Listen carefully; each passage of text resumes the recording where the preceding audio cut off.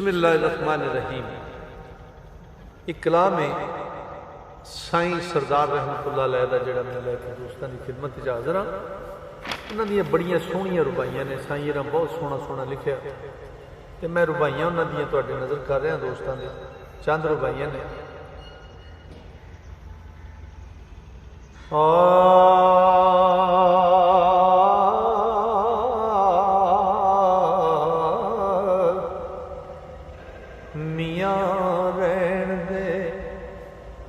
रब दा वास्ताई ओ टुटे दिनां दी नहीं आवाज़ हुंदी, ओ तैनू मिंबर खड़काण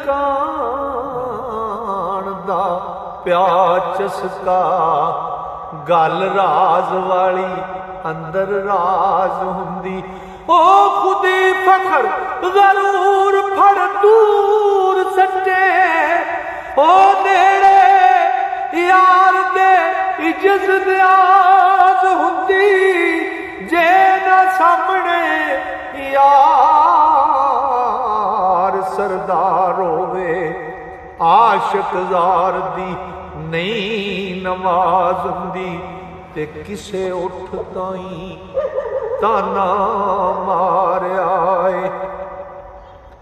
तेरी हर शोखी जोरदार फड़ लई, नक चीर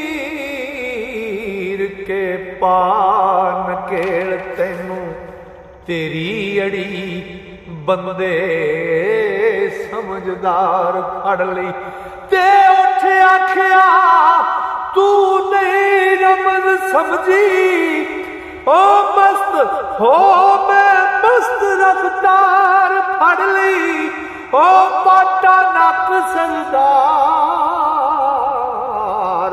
ते की होया शुक्र है साईं ने मेरी मुहार फड़ ली, ओ पाटा नक सरदार,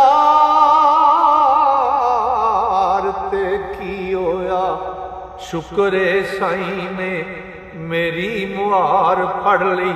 एक साथ दा फिक्र जे मुल पाए, ओ दी गुजर अंदर जलवा दहरदाए, ओ पत्ती फुल दी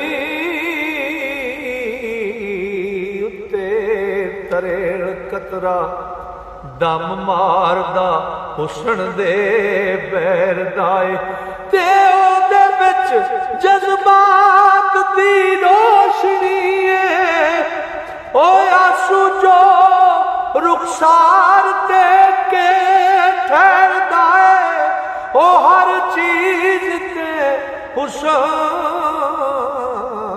सरदार साइयां इश्क अपनी अपनी लहर दाए, ओ हर चीज ते हुसन सरदार साइयां इश्क अपनी अपनी लहर दाए, ते दानशमंद दनावां दी बज़मंदर करिए गल पै गल दा मुल जांदा, ओ नेक हस्तियां दी नेक मत लैके जो भी अमल करदा राज खुल जांदा, ते जिसनू साकी दे कर्म दी शर्म नहीं, ओ उस बेशर्म हथों जाम डुल जांदा, बेसमझ दे हथ